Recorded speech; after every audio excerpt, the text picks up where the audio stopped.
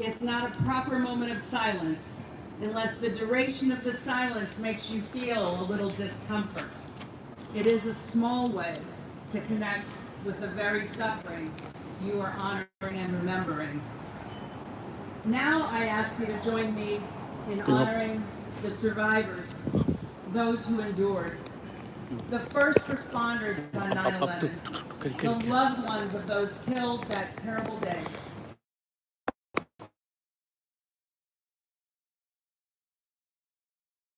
Brief to doing peace work around the globe.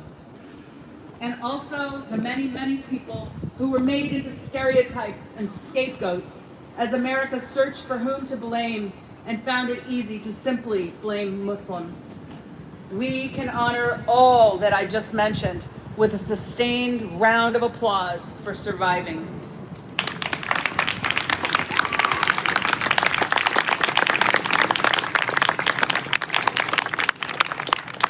I am not Muslim.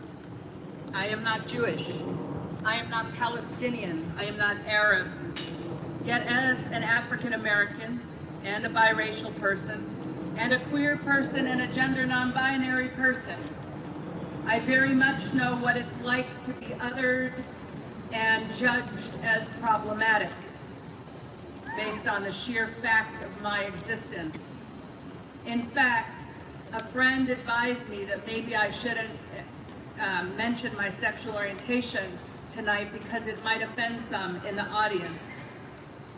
When your very existence offends people, it's tough. I know many of you gathered here today can relate. We all yearn for allies, and we find them in spaces like this. A year ago, our city formally pulled out of co-sponsoring this event out of a discomfort with other co-sponsors, particularly CARE. But you know what? Your Black, biracial, queer, gender non-binary council members showed up anyway last year. Because I know that if we're going to forge a world made of peace and love, we have to build the biggest tent possible and seek every potential opportunity for connection rather than seek every potential opportunity for exclusion. Please know that the road I've journeyed in life means I will always try to show up where humans are suffering and where humans endeavor to build bridges made of love and peace. So, Samina, God bless you for having the courage to create this event so many years ago. Could we give Samina Sundas a big round of applause?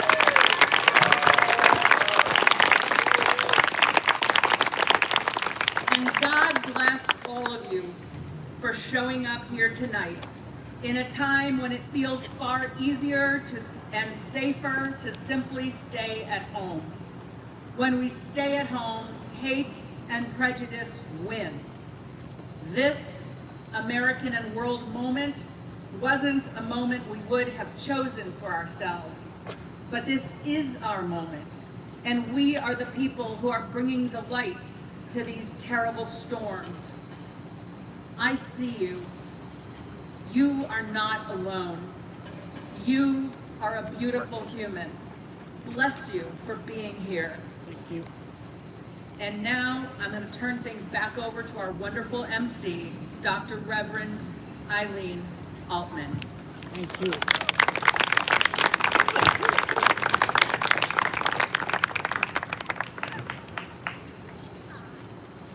Thank you so much, Councilmember Lipcott Haynes, for those inspiring words. You reminded us that the reason we gather on this day, September 11th, is that 24 years ago today,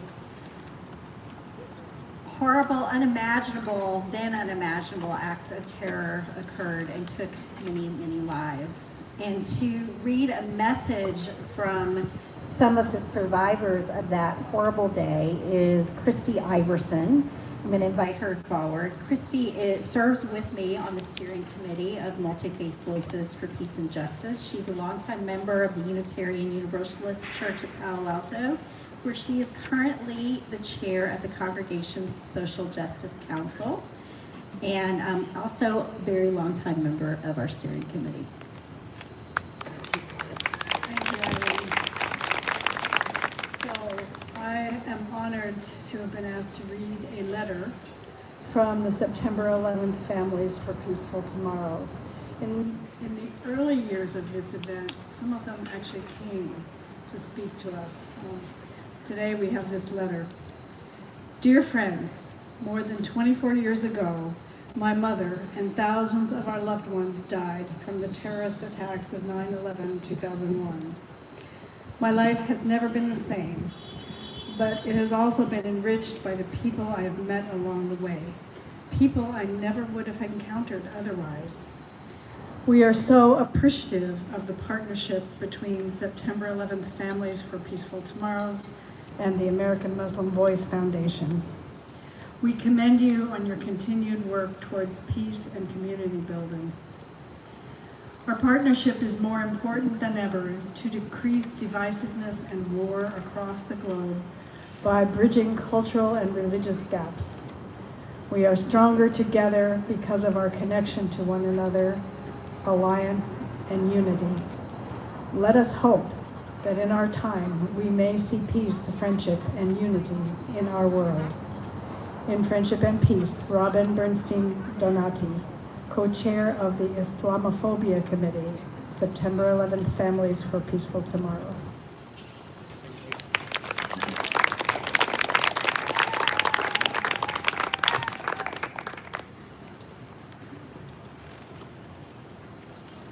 Thank you, Christy. So we're now going to enter into a time of prayer.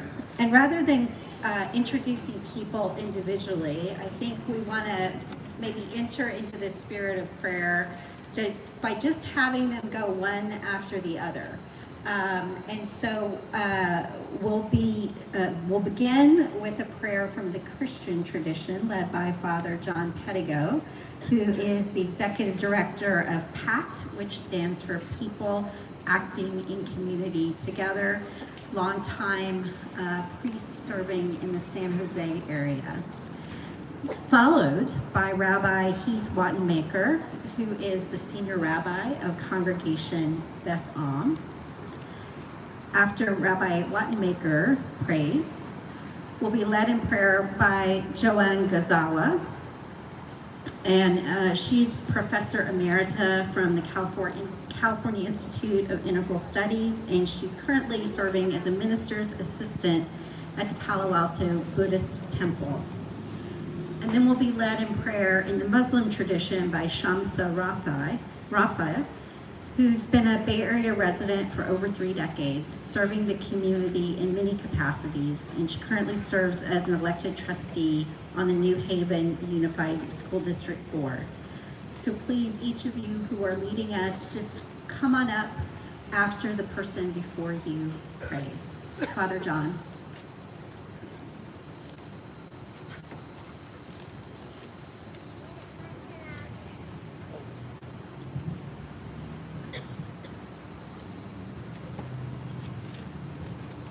My mother's oldest sister was taken from my grandmother, a widow, a farm worker in Hawaii, who was struggling to provide for her family. And there were men and elders in that area for a young widow that decided that she should send her oldest daughter to Japan to be raised by a childless couple. She was sent and grew up in Hiroshima. The atomic bomb fell. She survived the blast, but had radiation poisoning, and years later died from thyroid cancer. My grandmother and the family carry that grief for the rest of our lives, just as the world carries the grief of Hiroshima. But in place of that bomb, there's a peace center that serves as a place of remembrance, education, and advocacy. It's established to preserve the memory of the atomic bombing, honoring victims, and promoting a culture of global peace. Today, September 11th, we remember another day of unspeakable loss. We don't have a peace museum in terms of bricks and mortar because we are that peace museum. We remember, and our remembrance must do more than just rehearse the sorrow. Because if grief only hardens into hatred and hatred into violence, we repeat the cycle that has destroyed so much. And we see that danger now in the midst of rising rhetoric that pits right against left, neighbor against neighbor, until we speak only of the future as a place of annihilation of the other. So the call of this day, and of all of our faiths, is different. It's to break that cycle, to build peace, to see that we share together a place on a fragile blue planet. Peace cannot be a sentiment. It has to be hard. It has to be the holy work of dialogue, of radical hospitality, welcoming those of different religions, origins, and ways of life as neighbors and not as threats. And so we do this not only for ourselves, but to honor our ancestors and those who carried their grief with dignity, who survived unspeakable loss, and those who dreamed of a different future. May our prayer today carry their memory forward in choosing a way of peace. Pray with me. Lord, make me an instrument of your peace. Where there is hatred, let me sow love. Where there is injury, pardon. Where there is doubt, faith. Where there is despair, hope. Where there is darkness, light. And when there is sadness, joy. O divine Master, grant that I may not so much seek to be consoled as to console, to be understood as to understand, to be loved as to love. For it is in giving that we receive, it is in pardoning that we are pardoned, and it is in dying that we are born to eternal life. Amen.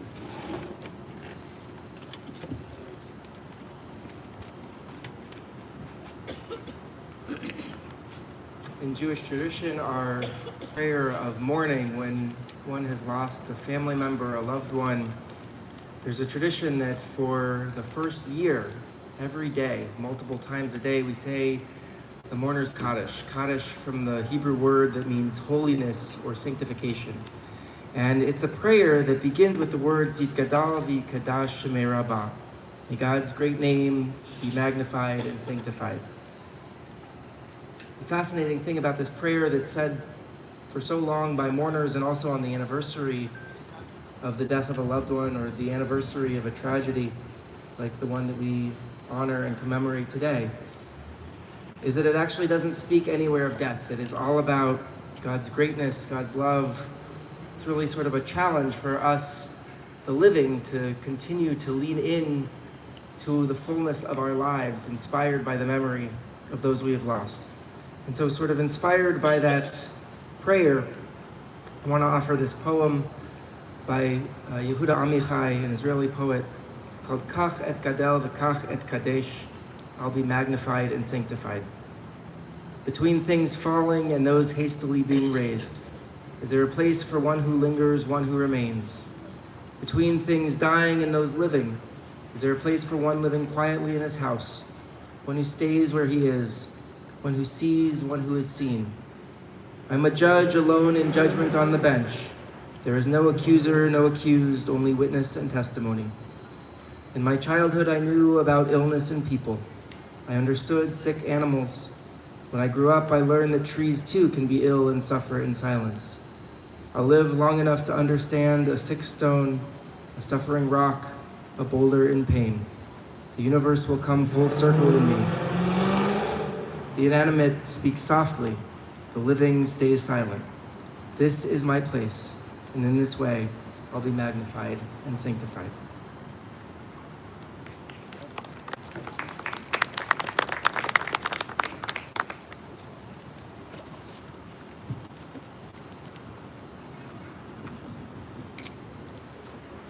Hello, everybody. I'm full of gratitude for this gathering. So I'm from the Palo Alto Buddhist Temple, and our tradition is quite different. Prayer, as a matter of fact, is not part of our tradition. However, I do want to extend our resident minister's greetings and apologies, Reverend Dean Koyama, for not being here. I know I'm I'm a poor substitute, but I will do my best. I begin with hands together in a posture of humility and gratitude. Then I say, Namo Amida Butsu, meaning I feel the infinite and abiding wisdom and compassion that supports us in this life of suffering. Thus, in deep gratitude for this eternal life,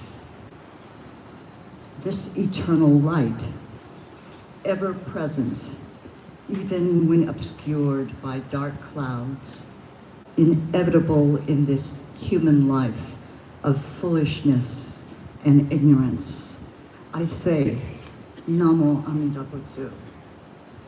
In the heart-wrenching days of past, present, and future, may we endure with equanimity and love, even as we act deliberately and ceaselessly for liberation, peace, and justice.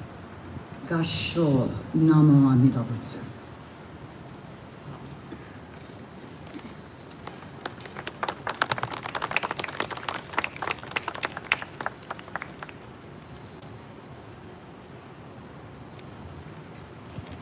Assalamu alaikum and peace and blessings be on you all.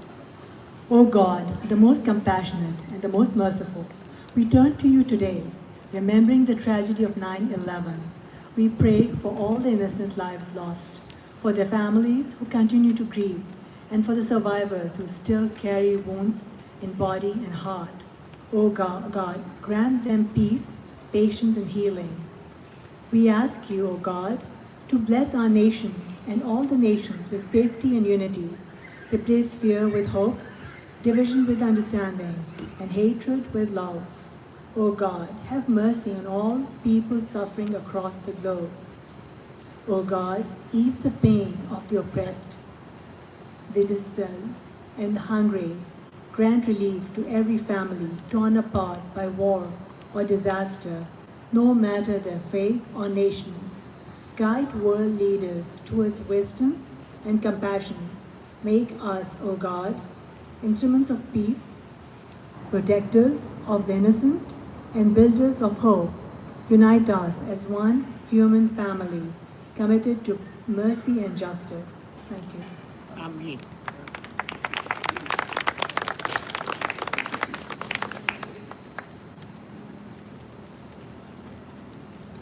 Thank you all for inviting us into time of prayer, reflection, whatever the right word is in your tradition, it is sacred. I want to invite now Zach Contini, who is here on behalf of California State Senator Dave Cortese. He is going to present a certificate to Multifaith Voices for Peace and Justice. And receiving that certificate is a fellow member of our steering committee, Leif Erickson. So I'd like to invite both Zach and Leif to come forward.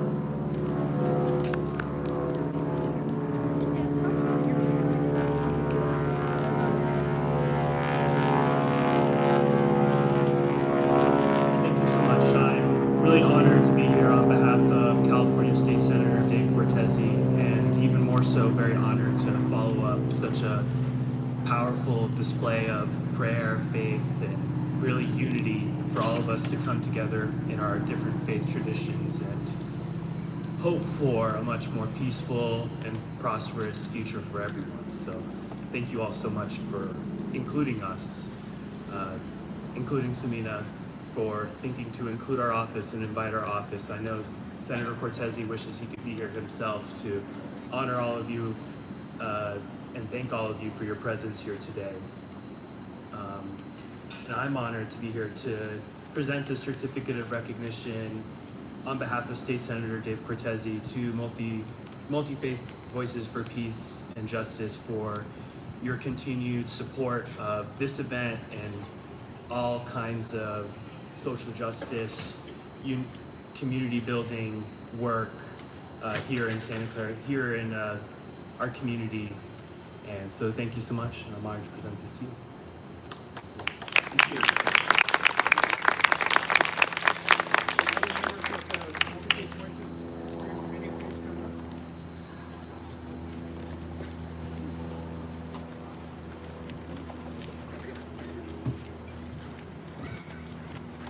On behalf of this group, I'm pleased to accept this from Senator Cortese and know that he has been a frequent supporter of this organization, this event, and I know that he has often been here in person to support Samina and the other participants. And so thank you for that. And we're honored that he continues to serve our community as he did as a superintendent, county supervisor before that. So thank you very much.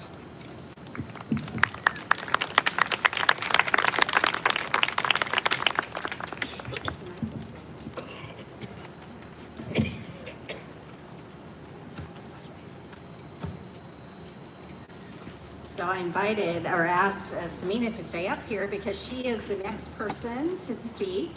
And I'm going to introduce her with the words written by her daughter to introduce her, which are, it's very heartwarming. So this is what she wrote. In the aftermath of 9/11, one charismatic American Muslim woman dared to envision a culture of peace, acceptance, mutual respect, and harmony. She stood proudly in the face of fear, anger, and retaliation, and bravely suggested that the country could heal if people truly got to know one another. It would be an idealistic notion if not for the sincerity with which she has built so many bridges. Spreading her message and sharing her dream of an all-inclusive, beloved nation is Ms. Samina Sundus, founding executive director of the American Muslim Voice Foundation. And I just want to add, first time I ever saw Samina, I was living in Santa Cruz, and she came to speak at the church I was a part of in Santa Cruz, and I remember being blown away by her power, just her presence, the power of her presence, but even more so by the vision of friendship and connection that she brought. And so then when I came to Palo Alto, probably a couple of years later, and got to meet her, and then I've worked with her so closely over these last 18 years, she has been a true gift to me and to this community. And so thank you, Samina, for organizing us to gather here this evening, and I turn this over to you now.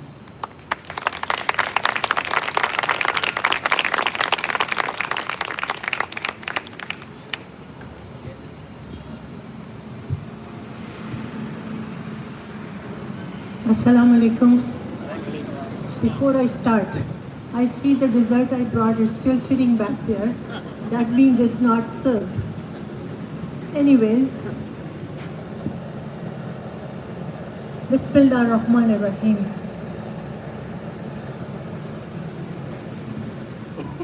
This is going to be the hardest speech I have ever delivered.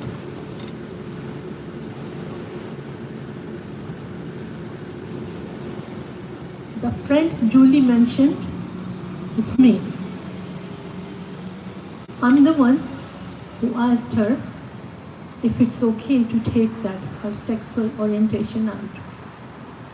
But my intention was never to harm, hurt, or disrespect her. I loved her. I loved her mother dearly. She was a friend of mine. Julie is a friend of mine. I asked based on my knowledge of where my community is. And I wrote about that too.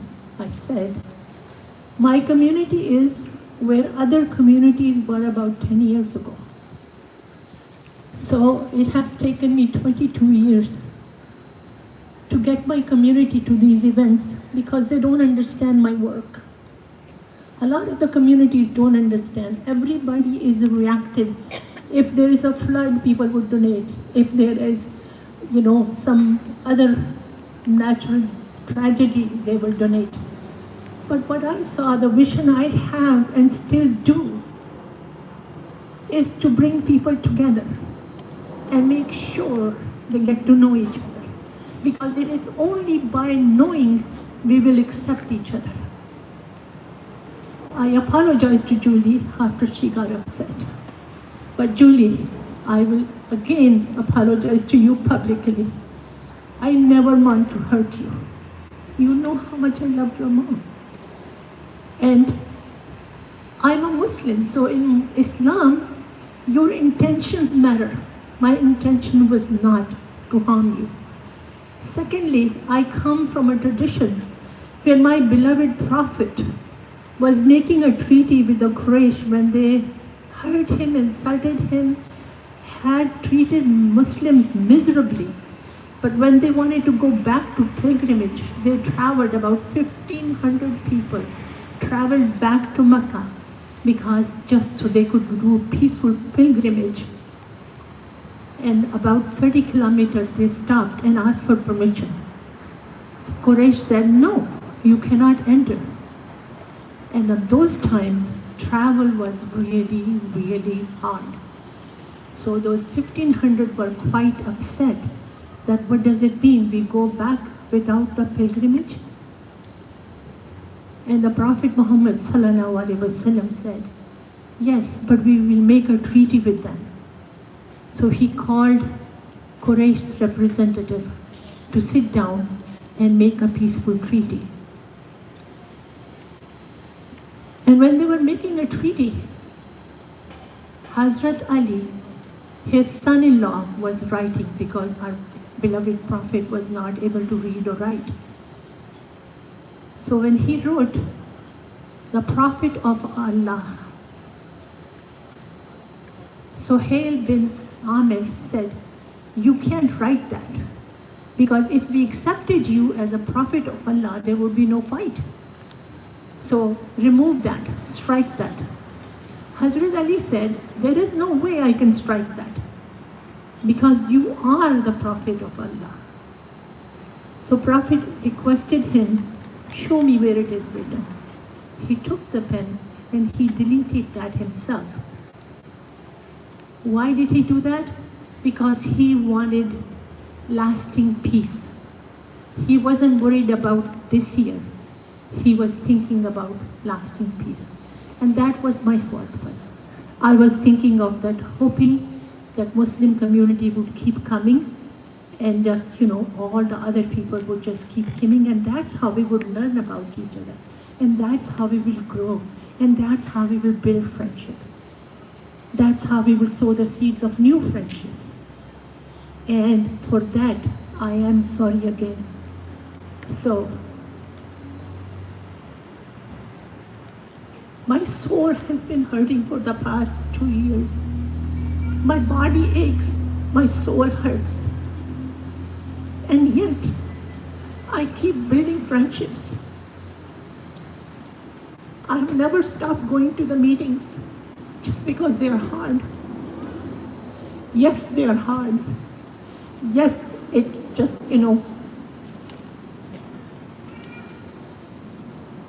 gives me aches that I have never experienced before. I have given birth to 2 children. I never hurt that much as I'm hurting now. And after this incident that happened with Julie, the next day I couldn't do anything. I was paralyzed that what have I done? But at the same time, I wanted to make sure the communities keep coming together and they keep seeing each other and they keep moving forward, even though it is one step at a time. We will do that. And in hasty decision that day, I just called my niece. I said, can you book my ticket to Pakistan, please?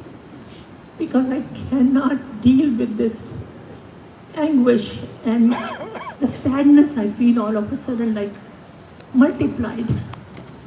So my daughter was mad as anything that you're going to Qatar Airways and they're bombing Qatar. And I said, it's okay. Just if it's meant for me to be dead in Qatar, I'm going to be dead in Qatar. I'm not going to worry about that. But I need TLC I need comfort of a family. I haven't seen my family in 5 years because this work is this important to me. And every time I think of going back, something happens. Either that I'm out of funds or I have projects that I want to do. So, but I have dear friends here, including Julie, including all of you, Eileen, Diana, Christy. My joy is just when I come here, right and left, there are people who are asking me, hey, stop, give me a hug. That's what fulfills me. And this 103-year-old woman here, wonderful woman, every time I see her, it is something that delights me because she looks at me with love. It's just like, a mother I lost in 2005. And it's just beautiful interaction. And I thank Francie for bringing her to every event, even though I know it is difficult. So thank you for all of you to be here. And if I have offended anybody by my speech, by my comment, forgive me, please. Thank you so very much.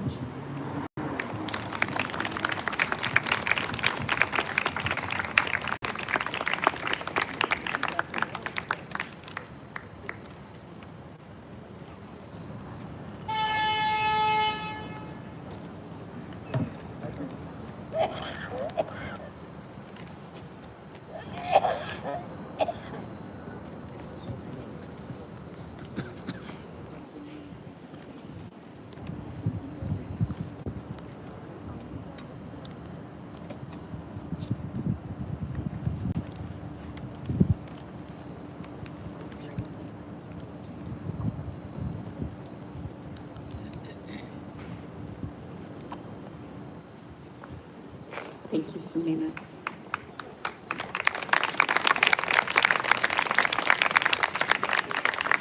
I'd like to invite forward, and again, I apologize for mispronouncing your name, Owais Safaraz, who is a Bay Area native that has been involved in the Bay Area Muslim community since his childhood.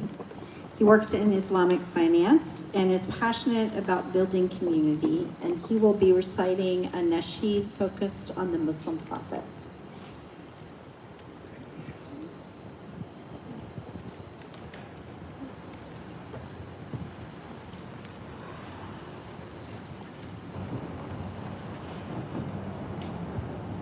Assalamu alaikum, everybody. My name is Owais Safaraz, and it is my pleasure to be here, my honor to be here, and thank you for having me.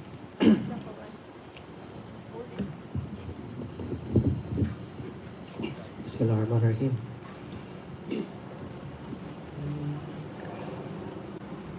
We once had a teacher, the teacher of teachers. He changed the world for the better and made us better creatures. Oh Allah, we've shamed ourselves, we've strayed from Al-Mu'allim. Surely we've wronged ourselves, what will we say in front of him? Oh, Mu'allim. He was Muhammad sallallahu alayhi wa sallam. Muhammad, mercy upon mankind. He was Muhammad sallallahu alayhi wa sallam. Muhammad, mercy upon mankind. Teacher of all mankind. He prayed while others slept, and while others ate, he'd fast. While they would laugh, he wept until he breathed his last. His only wish was for us to be among the ones who prospered. Ya Mu'allim, peace be upon you. Truly you are our teacher. Oh, Mu'allim. He was Muhammad sallallahu alayhi wa sallam. Muhammad, mercy upon mankind. He was Muhammad sallallahu alayhi wa sallam. Muhammad, mercy upon mankind, teacher of all mankind.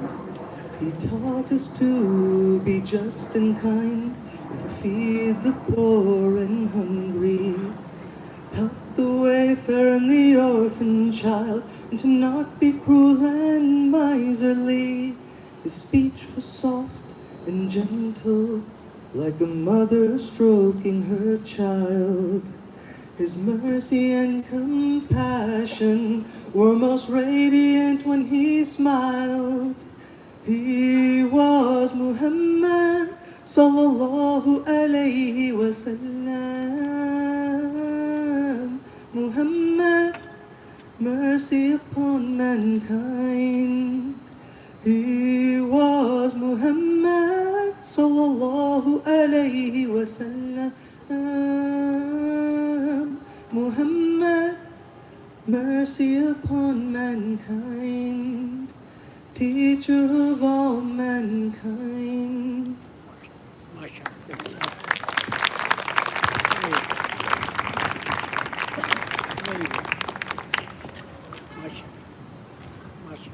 Thank you so much.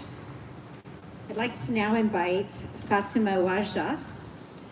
She is a rising sophomore at Stanford University studying material science and computer science. In high school, she was honored with the Diana Award for her leadership in public health and environmental advocacy. She aspires to serve as both a pillar of strength and a cornerstone of hope in the face of global injustice and inequity. So please, Fatima.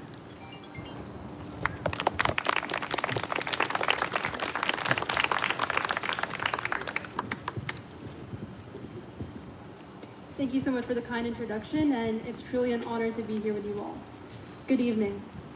I stand here with a heavy heart. A heaviness not from witnessing the scarring events of 9/11, but from growing in its looming shadow. A heaviness almost unbeknownst to myself, and yet perpetually known, through the rippling reminders of the deep-seated wound that one ill-fated day continues to cut into. A day that cut into the national fabric of this country. A day that cut into the families who lost loved ones. A day that also cut into the lives of Muslim Americans who are marked by the acts of those who shared nothing with them but a false label. As Muslims, we are instructed in our scripture to stand unapologetically by the truth and not any whimsical biases. As presented in Surah Nisa, chapter 4, verse 135, quote, "O believers, become tenaciously firm on justice, bearing witness merely for the sake of God, even if the witness is against your own selves, or your parents, or your relatives," end quote. And beyond the scope of religion, as human beings, it is our duty to uncover the truth behind the curtains of race, status, and faith, to construct an objective image of reality, to acknowledge the grief and longing that accompany any loss. By those very principles, we honor and elevate the nearly 3,000 victims of the tragedy. We honor the first responders, many of whom took their last breaths in their selfless plight to save lives. We likewise support the courageous and blossoming efforts of victims' families, such as September 11th Families for Peaceful Tomorrows, through which grief is transformed into peace through togetherness. And we recognize the survivors, so many of whom still suffer from lasting wounds and illnesses brought on by that day. Unity is not uniformity. It is the courage to honor truth with justice and to let grief bring us closer instead of pulling us apart. The shadow of that day reminds us of our shared fragility, but also of our shared strength. So here's to standing together in our journey for peace. May we always remain committed to one another, to justice, and to truth. Thank you.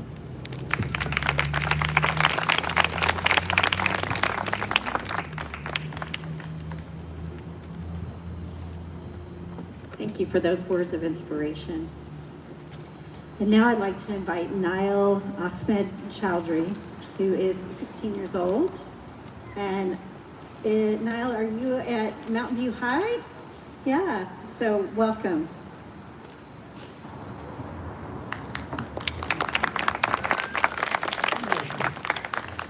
Thank you, everyone. Thank you so much for coming here. I'm truly honored to be here. I've been here for the past few years. I know every time someone looks up my name, there's a picture of me in like a blue hoodie when it was raining, and I had an umbrella, and I'm just like singing here in front of everyone. So that memory always comes up, and I always have good memory of attending this event every year, and I look forward to it.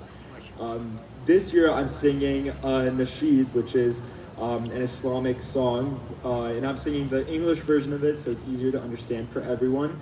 It's called Paradise by Maher Zain, and it's about paradise.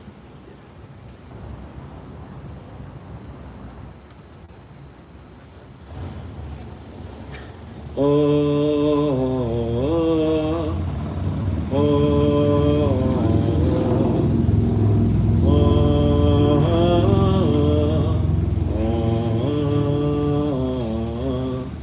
you remember when I first met? As you have sung for us at this program, I remember you as a little boy, and you're definitely a young man now, and you sing so beautifully. So thank you. And now I'd like to invite Fiorella Mariah to come forward. And so you're singing Amazing Grace? I am, yeah. Wonderful.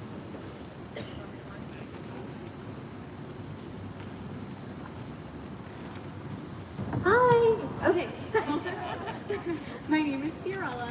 I am currently a sophomore at Foothill College. I am 21 years old. It is an honor to be here. Oh, can you guys hear me? Yeah. Is that better? Okay, cool. Did you guys hear all of that? Yeah. Okay. Okay.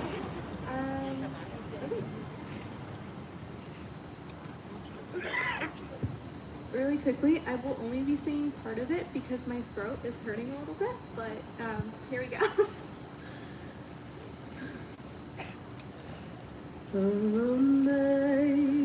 Amazing grace, how sweet the sound that saved a wretch like me. I once was lost, but now am found. Was blind, but now I see. 'Twas grace that taught my heart to fear, and grace my fears relieved. How precious did that grace appear, the hour I first believed. Thank you, guys.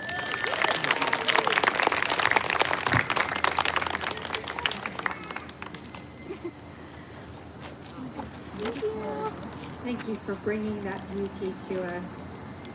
So to close our program today, to give us some closing remarks, I'm going to invite Reverend Dr. Diana Gibson, who for the last 22 plus years has coordinated in this crazy group of folks who are part of the steering committee of Multifaith Voices for Peace and Justice. And she's also a lecturer in religious studies at Santa Clara University and pastor emerita at First Presbyterian Church of Palo Alto. Diana.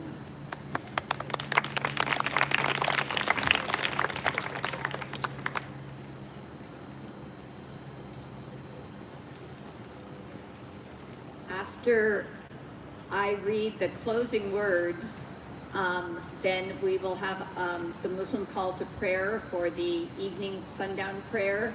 And during that time, those of us who are not involved in those prayers will be passing out candles for us. And after those prayers, it is nighttime, or dark-ish, because that's when the prayers are planned for.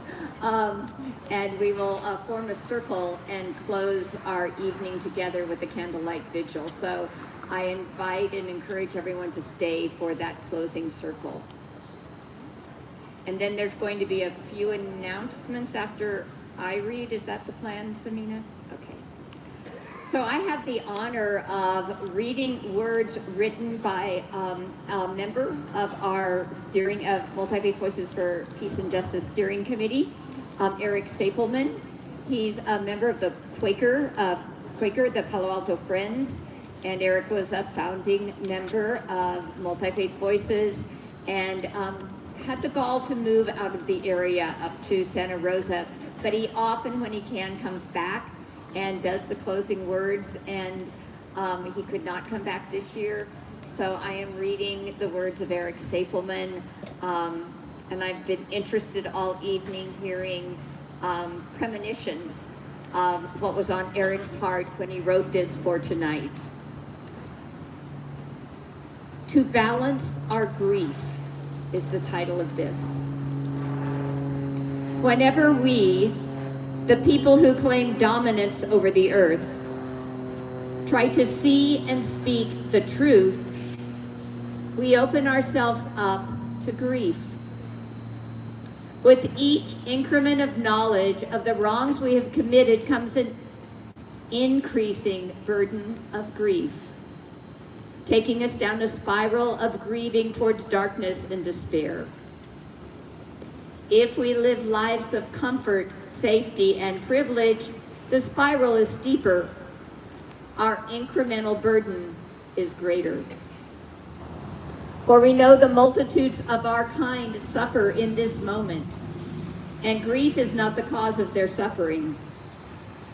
They suffer from the violence they cannot escape, because the very place where they walk and live and breathe is under attack by others of our kind. And multitudes not our people suffer. Every creature, every tree, every blade of grass suffers when our comfort comes at their expense. Our burden of grief is great because we take and we do not give back. We are out of balance. If we grieve all the way to the bottom of the spiral, where we feel no emotion but despair, we will surely never find our way back up. At best, if we are honest, we will still grieve, but we can seek balance sufficient to stop our downward spiral. Where in our world is there a source of lightness to balance the weight we must carry? Do not ignore the harm we do, but look for the light, whatever its source. The green bud on the bare branch of the winter tree, the honeybee finding a flower to pollinate, the salmon swimming to the source of the river where it was born, the young bird whose wings have grown so it can fly from the nest, the child reaching up to hug you when you come home from work, the cloud bringing rain to quench the forest fire, the sun and the moon rising over the hills and setting into the sea, the new star just born in the nebula called Pillars of Creation. None of these will subtract from your weight of grief, but each mote of lightness teaches us that grief is not all that we carry. We are now better balanced than before. May we go always in truthful knowledge of the harm we do, and also in truthful knowledge of the light that illumines our upward path.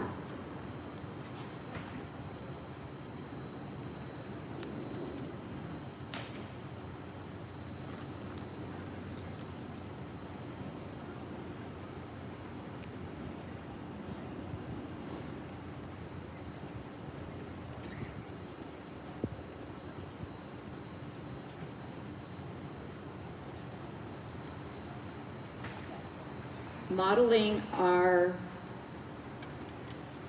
plans after this gathering.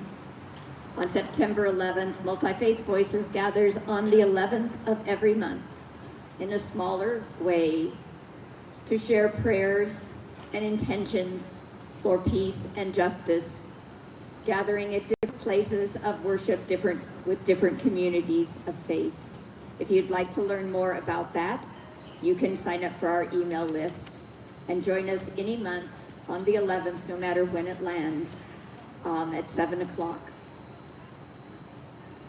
We are also celebrating the World Day of Peace sing-along a week from Sunday on September 21st.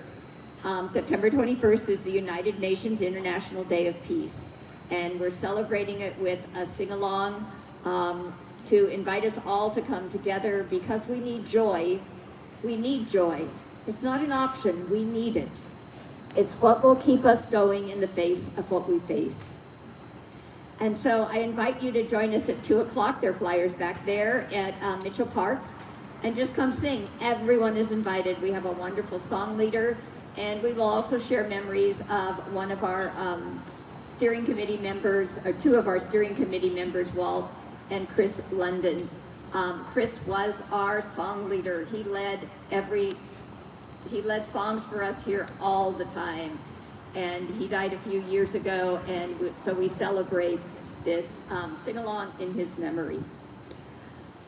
Tomorrow, there's also an informal gathering for coffee and conversation. If you're interested in that, if you could see Joanne, is she still here? Joanne and Carla? And we can tell you where that is. I understand there was one other announcement. Is that right, Selena?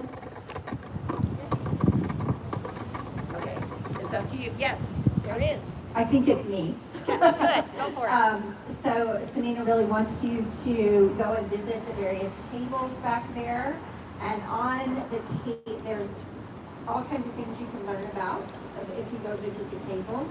And one of the tables will have this basket where you're invited to make donations to support the work of American Muslim Voice if you are able to do so. So this will be back there as well. Are there also other announcements, or have I covered it? Who? Fran. Yes.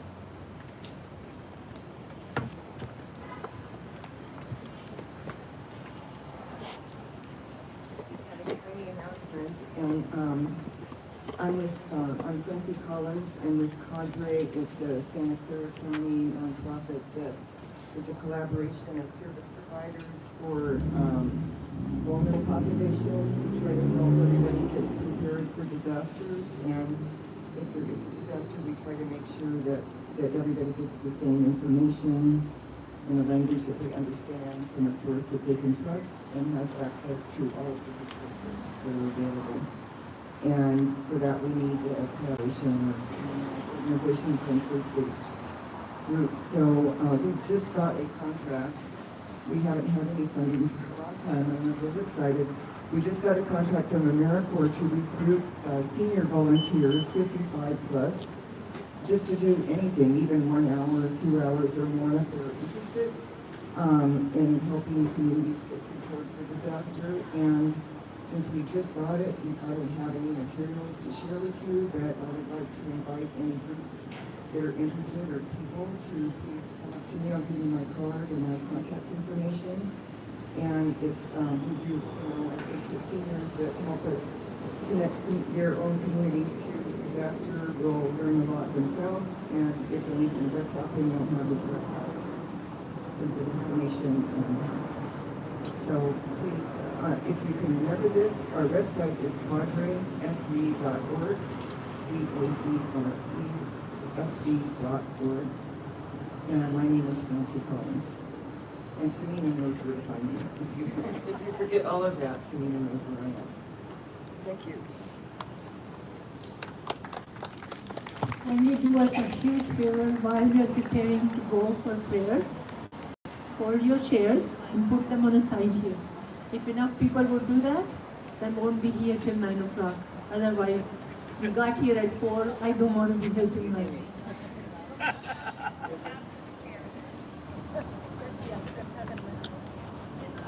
Who's doing the call to prayer? Yeah, it's the same guy. Okay. Same boy. Okay.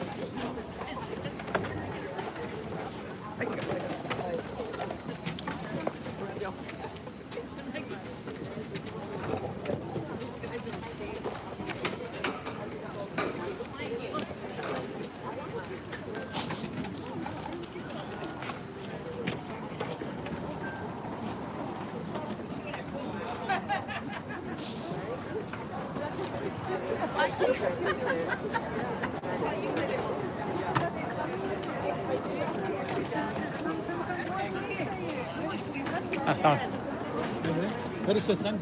It's not here? Usually he does it, right?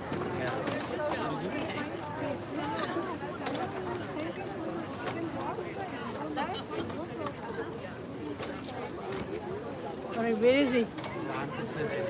वो बच्चा मजाक के चलो okay अभी some minute huh? You said the, Oh no, I've been here. you know exactly the local time huh? 7:23 I lost his दो minute और है 2 minute और है अच्छी बात है खत्म कर लेंगे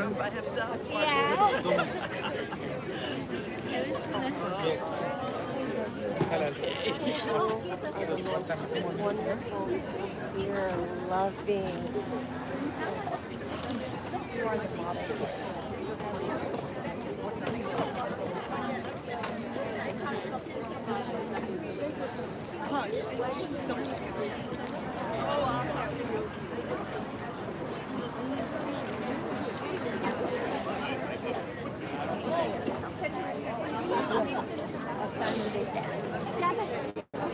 खड़े होके लाइन में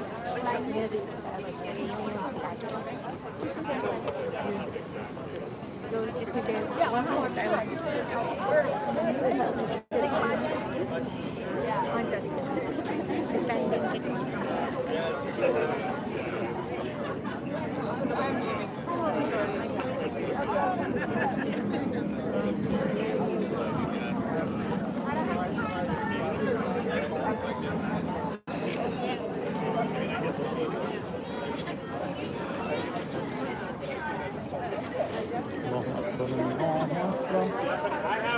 Absolutely. I have your email.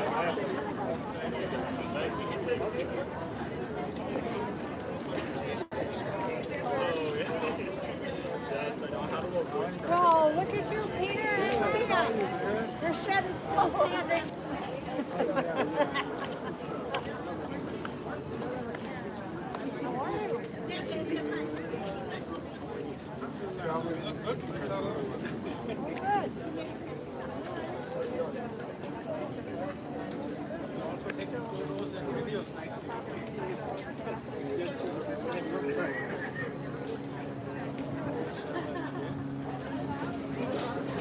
الله أكبر الله أكبر الله أكبر الله أكبر أشهد أن لا إله إلا الله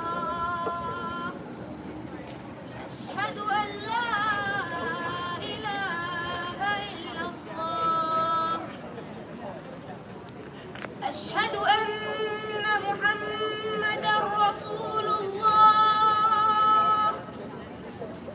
أشهد أن محمدا رسول الله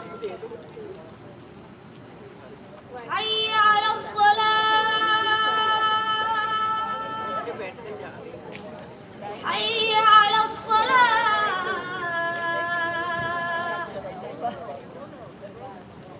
حي على الفلاح حي على الفلاح الله أكبر الله أكبر لا إله إلا الله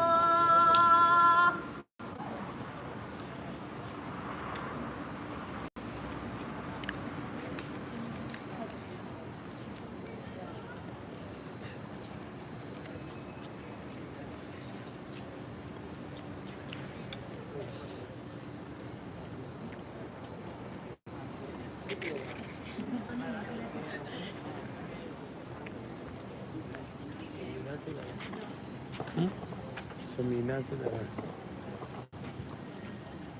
What is that? Samina किधर है? Samina auntie.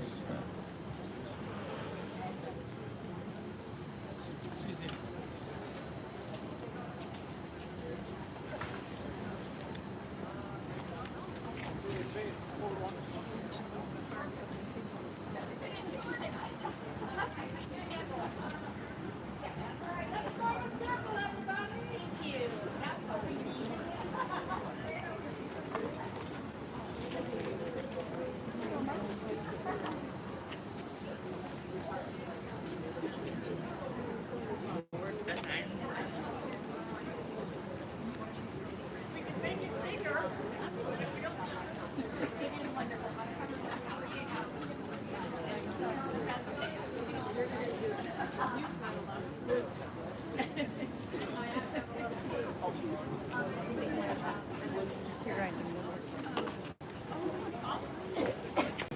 Okay, find a way to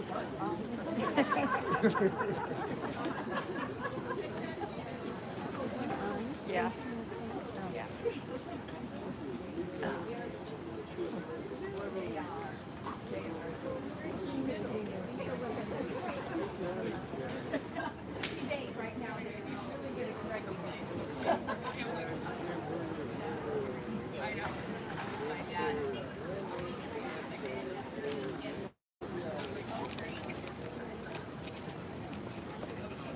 We once tried to have a candlelight vigil at 7 about this time of year. And it really was a downer because nobody could see the candles. Oh.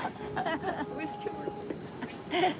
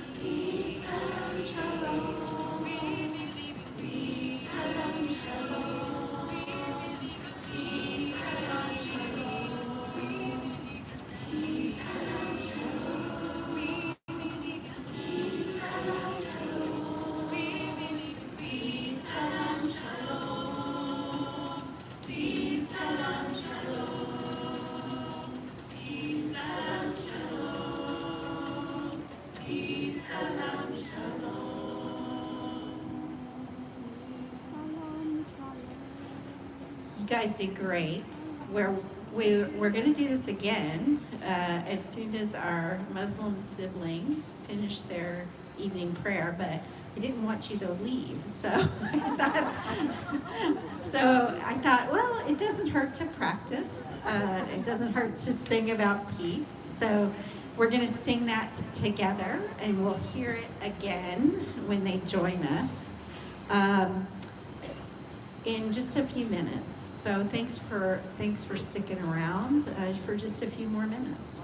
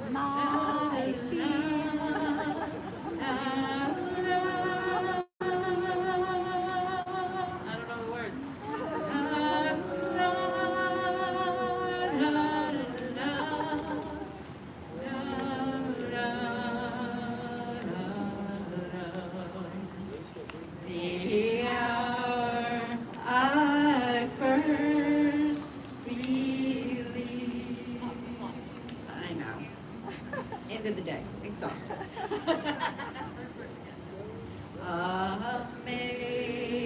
Amazing grace, how sweet the sound that saved a wretch like me.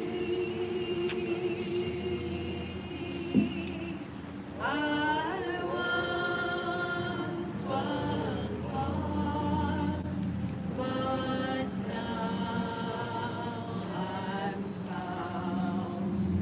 Was blind, but now I see.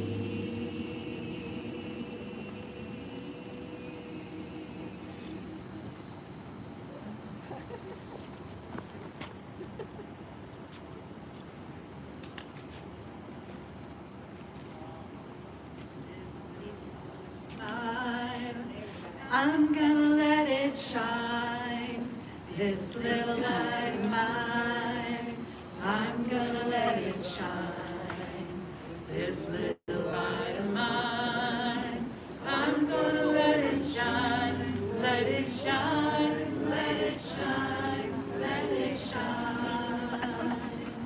Hide it under a bushel, no! I'm gonna let it shine. Hide it under a bushel, oh no! I'm gonna let it shine. Hide it under a bushel, no! I'm gonna let it shine. Let it shine, let it shine, let it shine. Everywhere I go, I'm gonna let it shine. Everywhere I go, I'm gonna let it shine.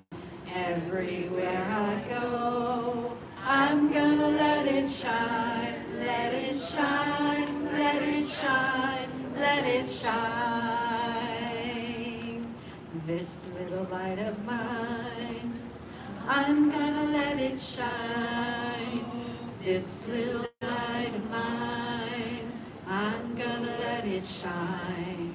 This little light of mine, I'm gonna let it shine. Let it shine, let it shine, let it shine. It looks like our Muslim siblings are starting to make their way back, so I think we will soon sing together, peace, salam, shalom, once again, but with everybody in the circle.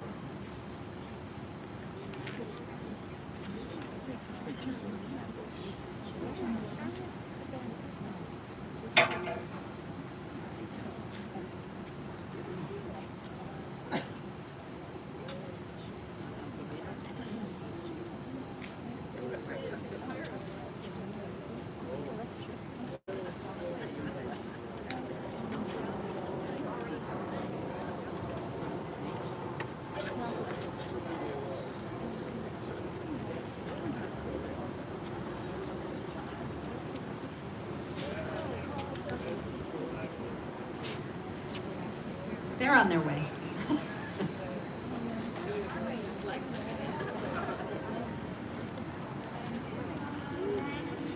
From California to the New York Island, from the Redwood Forest to the Gulf Stream water, this land was made for you and me.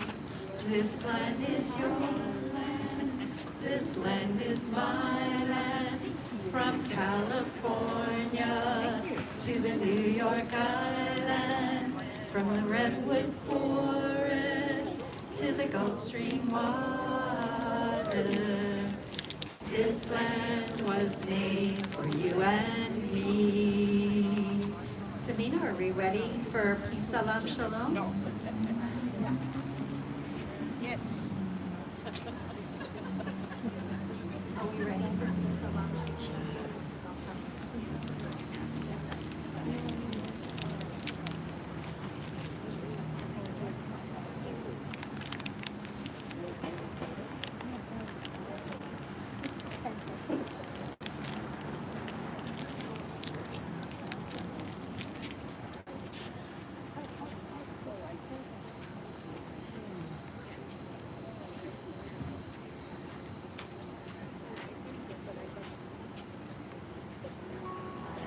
Ya Allah.